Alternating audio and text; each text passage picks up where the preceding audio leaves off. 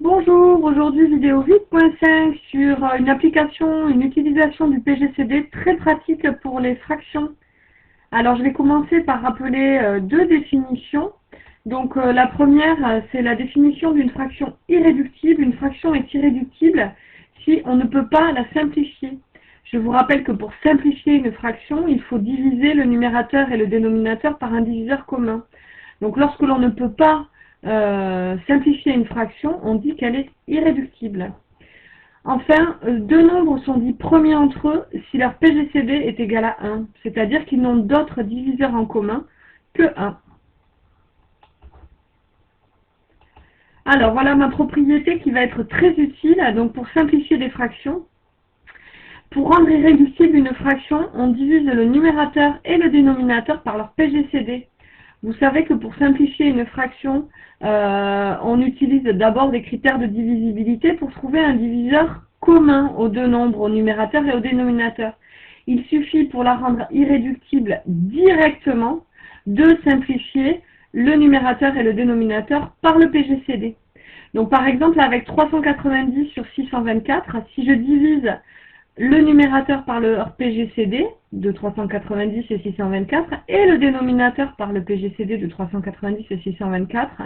Lorsque je détermine ce PGCD, je trouve 78. Ainsi, je peux simplifier la fraction 390 624e en divisant le numérateur et le dénominateur par 78 et je trouve directement une fraction irréductible sans passer par plusieurs étapes comme il pouvait m'arriver de le faire avant.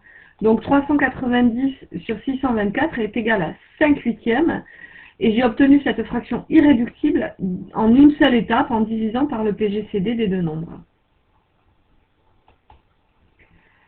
Alors une propriété pour déterminer si une fraction est irréductible, alors si deux nombres sont premiers entre eux, donc si leur PGCD est égal à 1, alors la fraction composée de ces deux nombres est irréductible.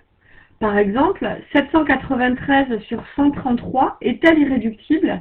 Plutôt que d'essayer de chercher avec les critères de divisibilité les uns à la suite des autres pour savoir si on peut trouver un diviseur commun et ainsi simplifier cette fraction, il suffit de suite de calculer son PGCD, de déterminer le PGCD de 793 et de 133, qui ici est égal à 1.